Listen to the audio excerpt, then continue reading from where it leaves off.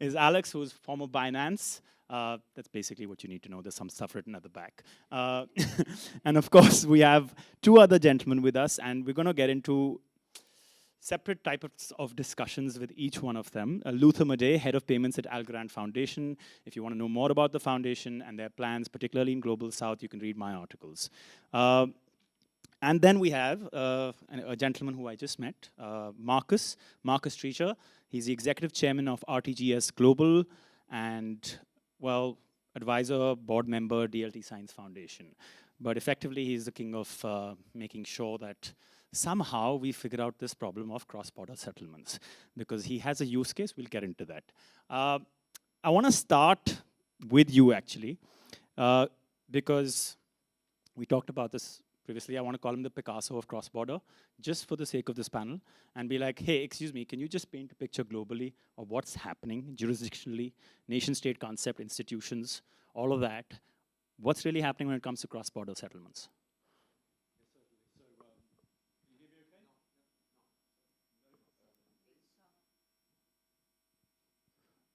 Yeah, that's kind of what's happening in cross-border settlements. Okay. Well, this is the problem with cross-border. So if you step right back, the problem is that the way the world supports itself for holding money and moving money between countries just doesn't work. It's not designed for the 21st century. It was developed hundreds of years ago, and it hasn't kept pace with change. And that problem is kind of made worse because the world holds its value in fiat currencies, which are like islands of money that don't naturally connect to each other. So the challenge is to use the innovations and the good work around the whole crypto industry to see if that interconnection between the value pools that are held in fiat money, whether it's euro, sterling, dollar, yen, etc., can be made friction-free.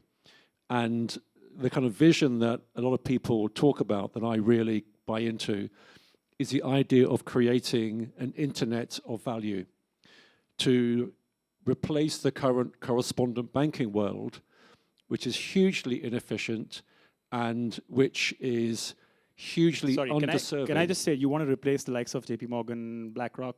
Is that what you just said? Say again? Did you just say that you want to replace the likes of BlackRock and JP Morgan? No. What I said was, what I'd like to do, what I think the future really should be about freeing up the likes of BlackRock, JP Morgan, Citibank, HSBC. The banks in the world are lenders. They are managers of money. They're not payment companies.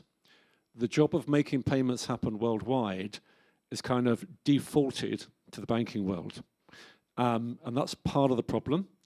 The value pools of the world are polarized around the dollar, which, because we live on a round planet and not a flat world, creates overnight money risk and creates Hirschfeld risk, which again, for communities and for commerce, it reduces banking for the countries which need it most. So in Africa, in Central Asia, Southeast Asia, the further away you are from the dollar zone, the more difficult it becomes to hold value and move value cross-border. And therefore, the less helpful you can be to new economies, fast-growing economies, digitizing economies, which require money to move much more fluidly between different assets, whether they are fiat or whether they are crypto. All right. So let's just do a rapid fire very quickly with you. Does the US support cross-border settlement right now in the space of crypto blockchain? Yes or no? The US supports cross-border, absolutely. Settlement in crypto and blockchain? Yes. So if you look at the US outlook or the US government, they focus on the dollar and they focus on making that dollar zone as effective as possible. So if you look at FedNow, for example, that's a great example of how the US is working really hard to upgrade the quality of its clearing. The problem is that the underlying tech that the US is using, that the UK is using, that India is using, when you try and move money between countries, is not up to scratch. Okay. And it won't naturally get up to scratch it needs to rethink. So this is one particular institution, perhaps the parent institution that monitors monetary movement in the US, and not the Congress, and not a gentleman by the name of Donald Trump, and not the lady Kamala Harris. Is that correct? Is that what I'm trying to say is that politically we don't have a solution to cross-border settlement right now in the US. The legislation is just not there. Yeah, I think you have to go beyond the US. So the US has kind of found itself managing the world's cross-border flows really as an accident of the end of the Second World War. That's what's happened. The underlying tech and the underlying methods themselves create enormous friction. Yes. The problem is made worse because everything is flowing into one currency block, which operates in a time zone very different to where most of the people in the world live. That's the core problem. Yes. And the point to make is you can't fix that by incrementally improving what you have. Yeah. The trick is to take the crypto world and somehow find a way of plumbing that into links into fiat currencies, which aren't going away, but do so much more efficiently than you can do today. All right. There is another aspect to this. So what we're trying to get at is that this is a dollar economy. The US is an important factor. Right now, the US hasn't passed a stablecoin bill. There is the requirement for everyone to understand that at the moment it is bipartisan. And yesterday, Kamala Harris came up with her crypto legislation policy, which actually did not say much. Donald Trump has suggested that he's the king of Bitcoin. We will continue to look at that and report on what really is their position. But going forward, what's happening also is that there is the G7, there's the G20. The G7 represents advanced economies. The G20 represents the global south, emerging economies. They have different views on stable coins. They have different views on cross-borders. The reason they have that is because monetary stability of the global south is actually affected by something which is going to get dollarized, which is through cross-border settlements.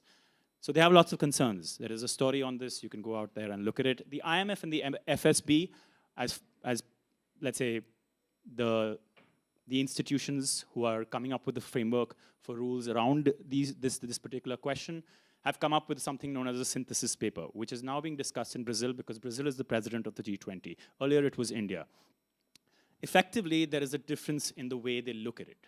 The global south and emerging economies are very worried that their monetary stability will be affected if cross-border settlements go ahead. But let's just try to get a sense of some of the crypto hubs, which are very favorable right now to anything to do with this space. Where we are right now, Dubai. And one expert about that is Alex. Alex, how is Dubai looking at cross-border?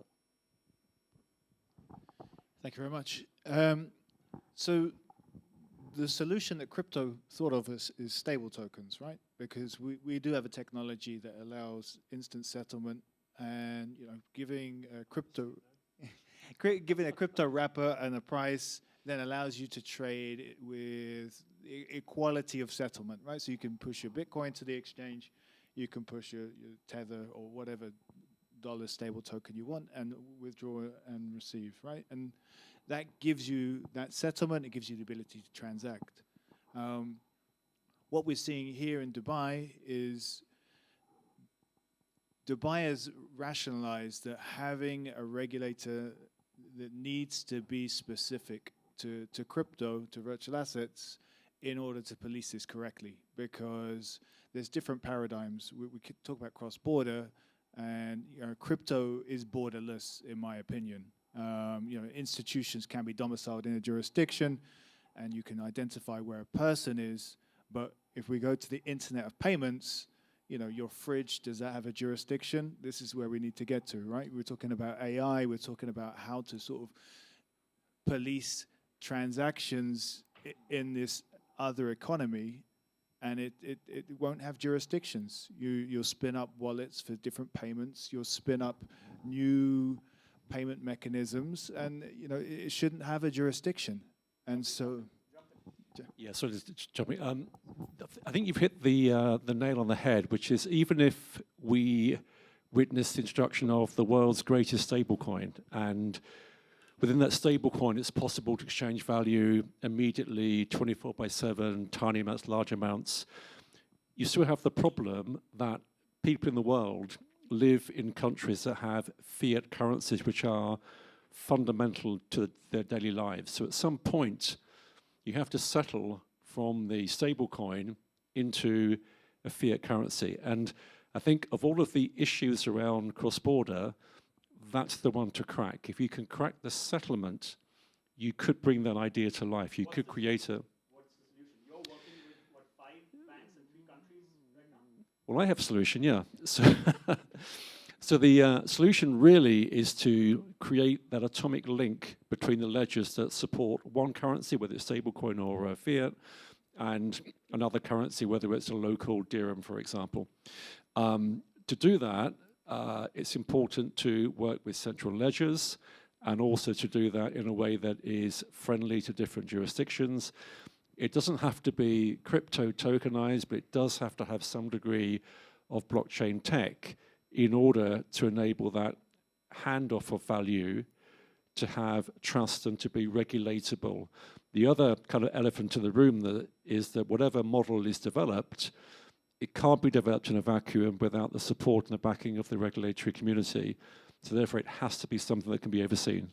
Yeah, I think, and I agree, right? Like, I mean, I agree that having a system like that ultimately has value. And, you know, I work for Algorand, and Algorand does have atomic swaps built into the chain as a core concept. So from that perspective, like, would love to implement something. But I think the challenge we have is sometimes we do sit in an echo chamber, right? Like, so when we're discussing this in a room filled with folks that are, you know, living and breathing crypto every day, it looks like a very easy solution to solve.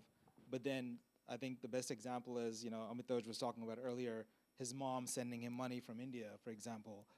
Trying to get the technology to be that simple and that available for somebody that it's as easy as sending an email, we're so far from that, right? So while atomic swaps with the right technology would solve for a system that is not dollar-based and is not reliant on having the US Treasury bills being the backing of all these assets, it makes sense. But unfortunately, from that perspective, like, we're still so far away from where you can just walk into a location and then just use your wallet, right? We're not too far now, right? So with account abstraction, you can create a wallet with Google Auth, Microsoft Auth, Facebook Auth. You know, everyone's got Facebook in Africa, right? So you can create a wallet with a piece of technology, and it's signing, and then that's your wallet, and then you can have gas fees abstracted or not, and there you go. The difference is here, you know. Crypto has been retail-led, right? And so, you know, when new technologies come in, generally in financial services, where we all come from, there's a academic build, then there's a sandbox, then when something's more or less mature, it hits the main stage, right?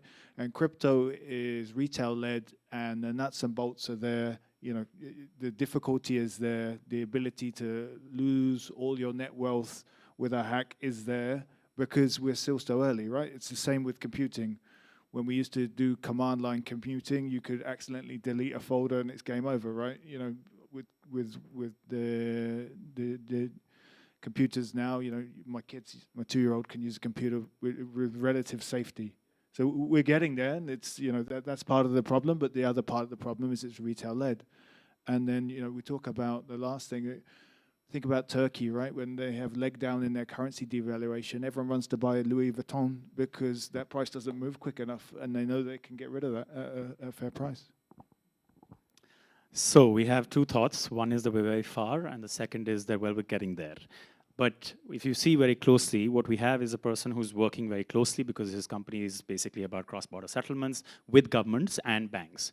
So closest to the government. And then we have somebody who's previously from MoneyGram, which is like, well, let's say Swift, WeTransfer, all these guys, right? Who've basically been taking advantage in a way of the limitations of the financial system to charge many people exorbitant sums of money and take a lot of time to actually make one transfer, take like sometimes 5 days, you know. Yeah, you were saying? No, go ahead, please. Yeah, so just thinking about what you're saying and thinking about, I think Marco's presentation earlier, there is a physics to this, okay? There is a fundamental reality that is not going to go away, which is that when you're dealing with money, you don't want to lose it. You want to make sure it's safe and secure, as well as moving around very quickly. So these fundamentals and the fact that the world is supported by 100, 150 different currencies with all their strengths and weaknesses and interconnectivity, and it's round, that ain't going to go away. So the trick of the problem is whether you start with the consumer world or the commercial world, we've somehow got to take all the magic of new thinking, new tech, blockchain tech, and find a way to solve for those realities that aren't going to go away. And the key to it, I think, lies in interoperability, that connectivity. We call it settlement, but interoperability, I think without being, quixotic, we've kind of cracked the main problem. The blockchain model works. These chains have been around for a long time. They work, they're functional, incredibly effective. If they can somehow be docked with the old world in an effective way, then you've got something. Then you can really change how value moves. Got it. So I was saying that he's worked with regulators. He's kind of trying to solve this problem. And then we have somebody who's, who knows how it was and how it's going to look. And then we have somebody who works on the exchanges side, the crypto exchanges side, who understands how crypto exchanges are like, let's say, the global south or any retailer really is interacting with crypto through those exchanges. But what we don't have on this panel is a regulator, the person who's going to actually decide that is this okay or not? Are we cool with doing this or not? Yes, central banks are working on pilots together, but have they cracked it? Let me give you 3 examples. Australia and Canada and India. All of them suggested that they would come up with a CBDC, which is not the same thing, but close enough,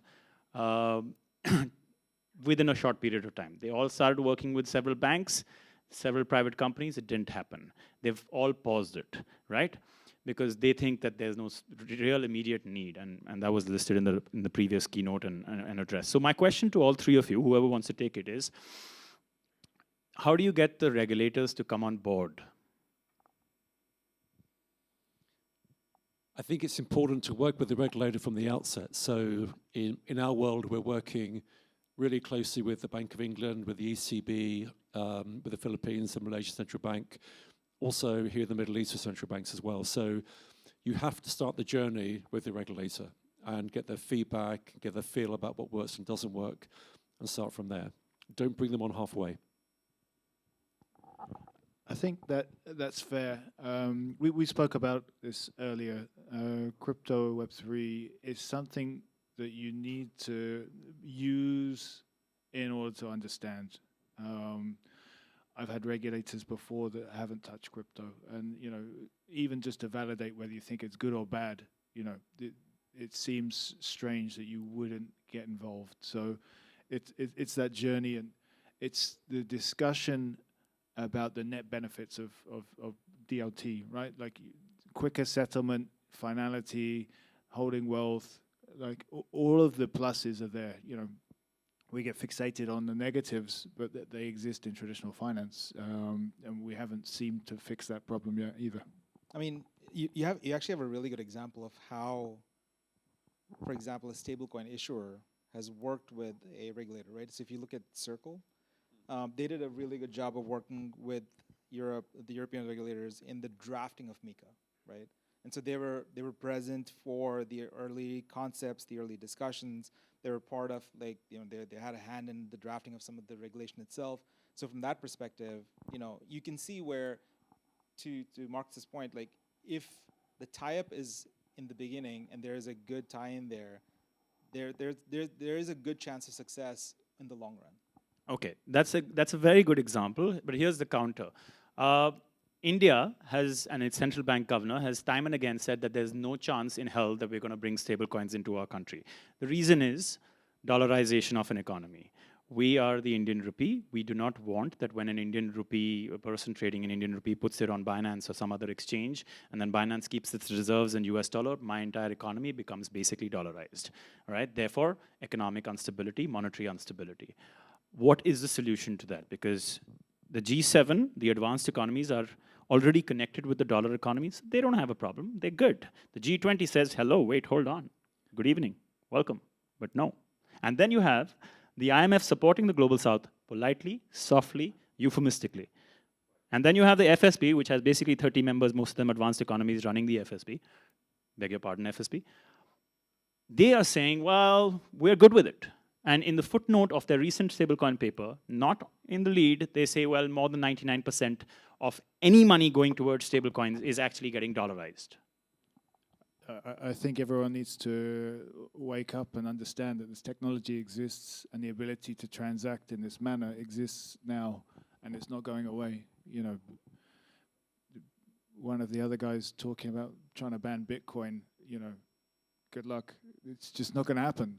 And so, you know, countries need to look into the future and understand that, you know, the Pandora's box is open, and, you know, you won't be able to control the peer-to-peer transactions like this. And, you know, there's nothing to stop an industrialist swapping gold for oil, for metal, for Bitcoin, for Tether, for whatever they want. It just won't happen. So you have to look at better ways of controlling the economy.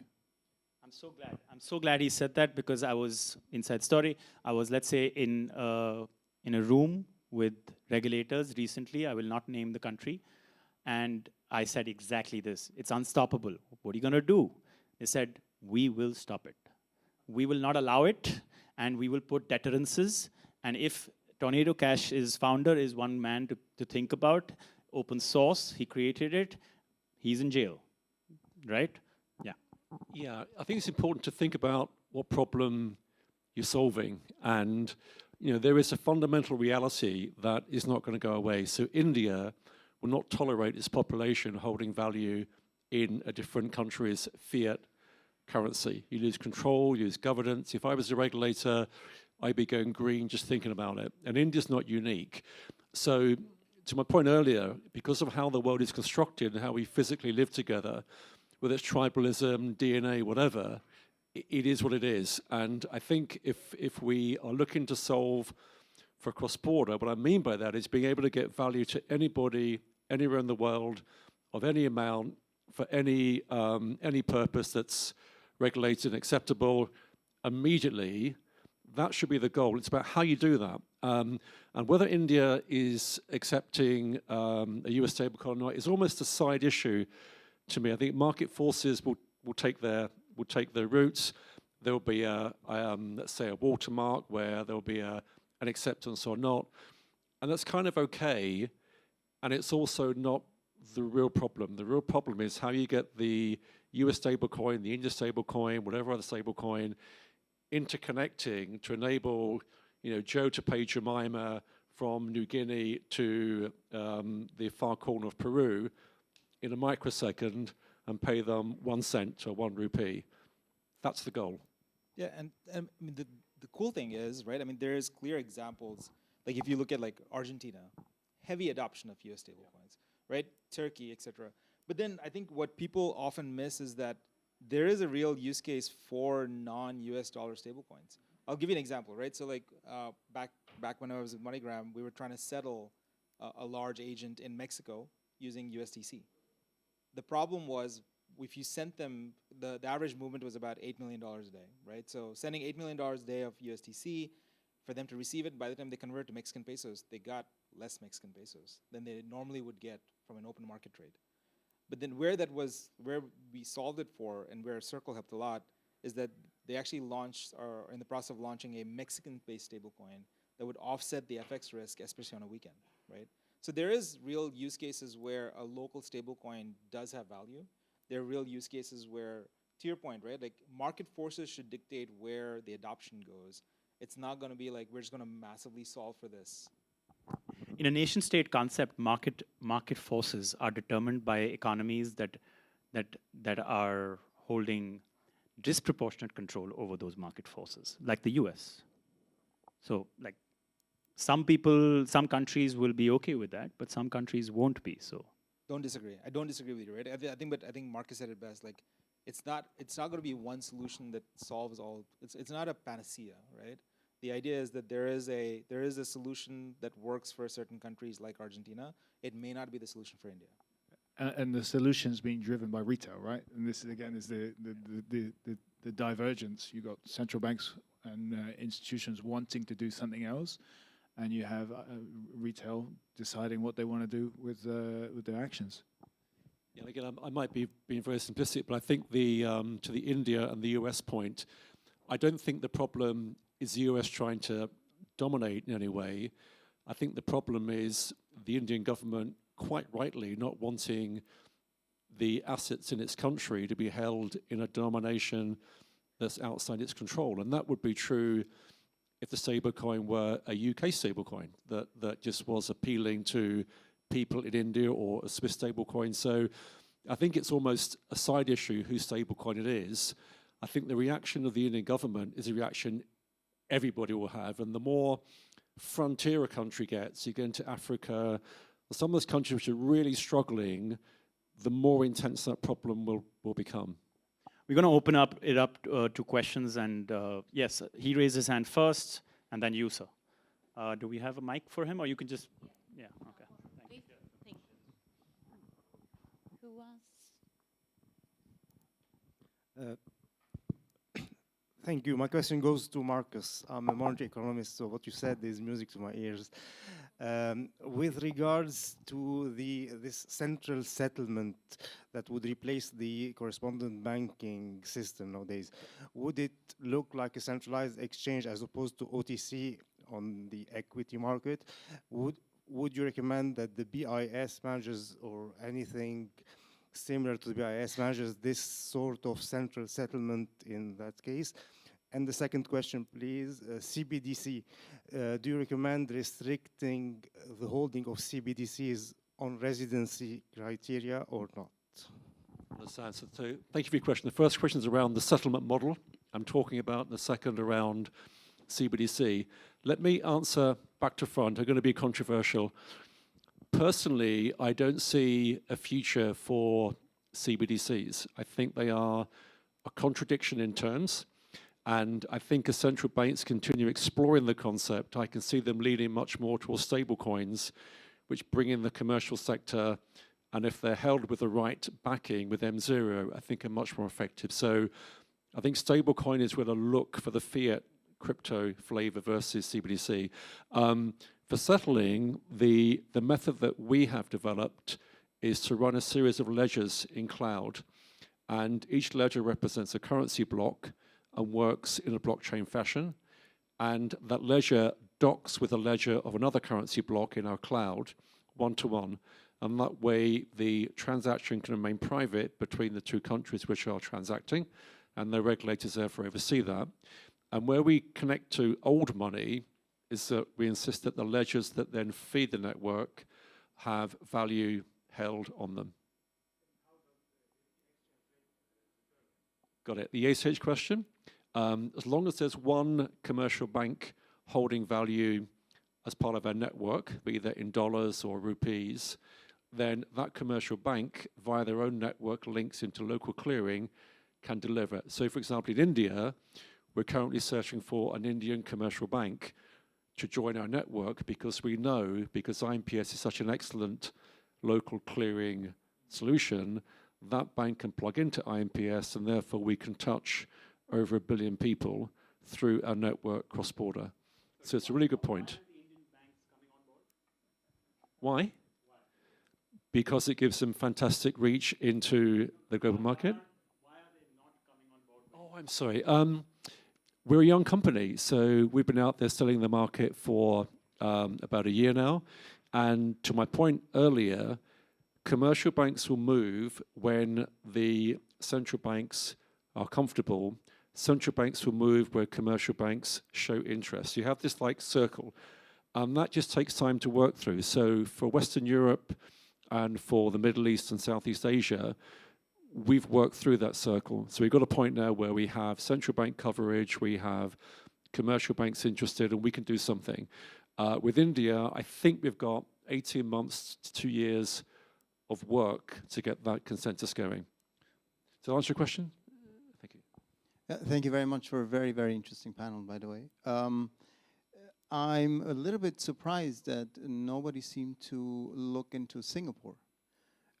There already is a company, Treacher, I think is the name, that has the central bank license, And as much as I agree that the entire cryptocurrency and CBDC discussion is one thing, I think blockchain as an infrastructure, as a preparation for all of that, is already taking place. And in fact, that company, not only being licensed by the Central Bank of Singapore, has already onboarded few Standard Chartered and likes. There are articles you can read, and have established already a cross-border transaction. And to my knowledge, they have brought the cross-border transaction time to 120 seconds. Any thoughts on that? I think if I remember correctly, I think I reported on that. The Monetary Authority of Singapore with Australia, for example, and India has a partnership with them also. But the problem with that right now is that it's in a pilot phase, if I remember correctly. So that's something we need to check. They've got private companies, private banks on board, but it's still pilot. Yeah. Yeah, true. It is piloting, but transactions are taking place. And the company that I named is a privately owned company that actually raised 60 million in a Series A. So it's a fair point. So just going a little bit deeper, Partio are a great company, and we do a lot of work with Partio. They're a really good bunch of guys. What they're doing, they're using blockchain to accelerate the way that money moves today. So they still have the correspondent banking step they have to orchestrate.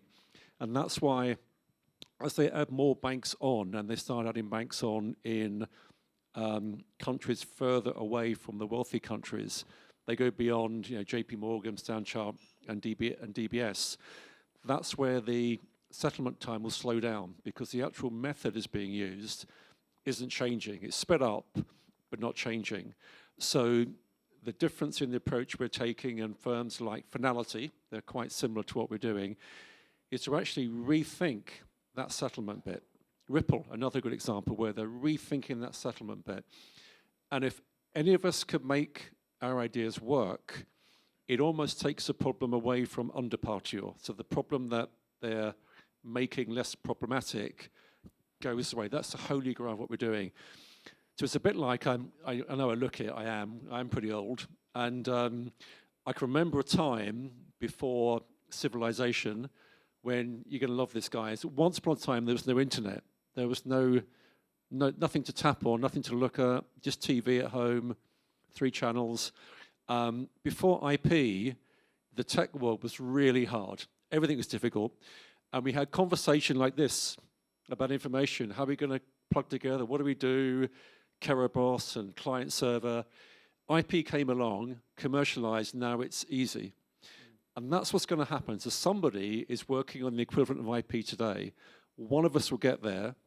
When that happens, all of the other companies which are patching it over will find the problem will be solved below them. One to watch. Any final question? Yes, there, sir. Please.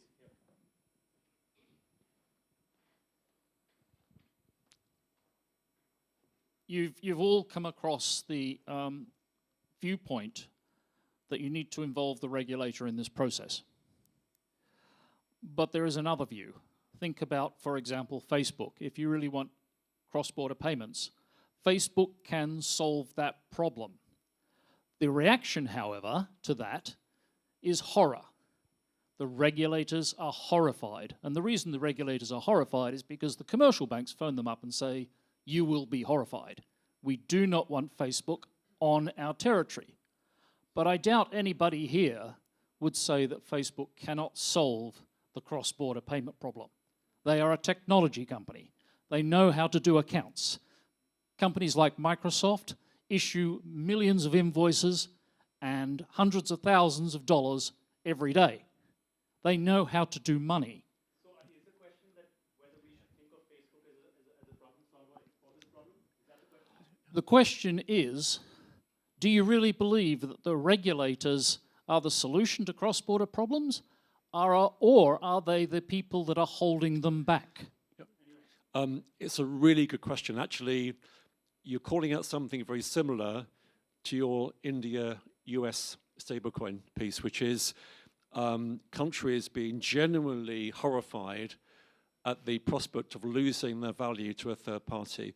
So I was actually quite close to the whole Libra project as it played out, because they were competing with Ripple at the time. And the error they made, David Marcus was the guy that had to go out in front of it. The error they made was doing all this in the background, and it leaked. And they had to come out and say to the world, hey, we're creating a currency, it's going to be used for 1 billion people around the world, and it's going to take up value. And of course, the regulatory world was completely shocked by this, because you had that US-India concern kind of amplified, because it wasn't another fiat regulator you were losing value to, it was a private company. So I think that's a really good case in point about the need to work with the regulator from day one. The other problem is that nobody will build a blockchain big enough to take on everything. So the bigger you get, the bigger you create a walled garden, a world where you're either in or you're out. And the problem is always people who are out. How do you deal with that? So I think because of that, am I out? Okay. Oh, sorry, yeah. So 2 things, involve them from day one, because the Libra idea was a good idea. The actual tech they built, to your point, was really good tech. Involve the regulator, and I think you've got to have a model that allows for interoperability, the settlement point, the point that goes outside the walled garden, because you will never build something big enough to take on the world. And I think we did sort of touch on this, because it's retail-led. And, you're never going to regulate a person. Yeah, you're not going to, if someone's in the shops, they're not going to get AML questions. And this technology exists, and it allows people to transfer peer-to-peer, and it's abstract away from centralized counterparties. I think part of the thing that we kind of lose sight on, right, is that regulators, right, I mean, the need for regulation sometimes is to keep bad actors out of the equation, right? So like we're driving in Dubai traffic. Imagine if there was like no lanes, nothing, there's just no rules. People said, you can get from point A to point B however you want, right? Imagine the chaos that creates. I think that's the piece where like often regulators are lost. Like there's a bad notion that's associated with regulators, which is kind of unfair, right? Because it's not that like regulators are always trying to decrease progress. It's some structured progress there, because if you don't have the structured progress, you have the potential for bad actors and people like losing tons of money and value in their life savings, right? And that's what they're trying to protect against. AML is a whole nother polemic. Yeah. Did we have time for one more question? We did. We do? Okay. Who has a question? All right. The lady at the back, please. Someone. Thank you. Thank you. Appreciate the questions, everyone. Thank you. Just kind of an extension of the gentleman's question. How do you think regulators like VARA can help cross-border policy? How can they make it easier? How can they make cross-border payments easier? How do you think they can help in a positive way? Well, basically come to India and just say like to the central bank that, can you please like accept it? But carry on. Whoever wants to answer that. As we said, it's education across the board. It's explaining how increased transaction time can actually benefit the economy and benefit banks. And as long as you're not, excuse the pun, banking on having these funds trapped, and understanding that the new paradigm exists, and the markets are moving faster, and BlackRock are now really accelerating this and letting everyone redeem USDC into these money market rates. That this is the new paradigm, and so with that in mind, you're looking to the future rather than getting stuck up on the past. I think really, like from a VARA perspective, the fact that you have a regulator that's targeting virtual assets makes a big difference, right? So then you don't have the issues where you've got somebody like the SEC, which is trying to control a very wide area of the economy. Like you don't have that, but then you actually have an example where if you have a targeted approach, it actually does result in better regulations. It does result in a better framework that enables more companies to thrive in, right? So I think setting an example like that is key. Yeah, I mean, great question. I speak to regulators a lot, and I can't remember anybody that does not want this problem solved. If you look at the BIS, the CPMI, FSB roadmap for cross-border, the vision set out is pretty much what we're trying to do. So the good news is that the regulatory world is completely on side with the need to crack this problem. I think the point again about reality, the world is what the world is, and these risks do not go away. And the regulator's job is to make sure that as we come up with these great new ideas, they work. You don't get a 2008 problem. You don't get a 1998 problem. You don't get a 2001 problem. And I think looking at the regulator's behavior down that lens is really important. Once you understand that they're questioning, they're probing, they're sandboxing, they're experimenting because they don't want to blow things up for communities, for hardworking people and companies. Once you look at it that way, they become great people to work with. And I would say be completely open. If there's a problem, it's not worth hiding it because it'll come out in the wash. And if your idea is wrong, it's wrong. You go back, you start again, and you try something else. And that will really get their backing. One more question? All right, we got one more question. Wonderful. Who has the question? Nobody has the question? Anyone? Come on, guys. Okay. I have a question, and let's wrap it up there. There are two conditions to this question. You have to give a two-word answer, and you cannot dilly-dally. You have to choose between one option or the other. All right? The option is, who, in your opinion, is better for cross-border settlements, Donald Trump or Kamala Harris? Two words. Trump. Yeah, Trump on that. Kamala Trump.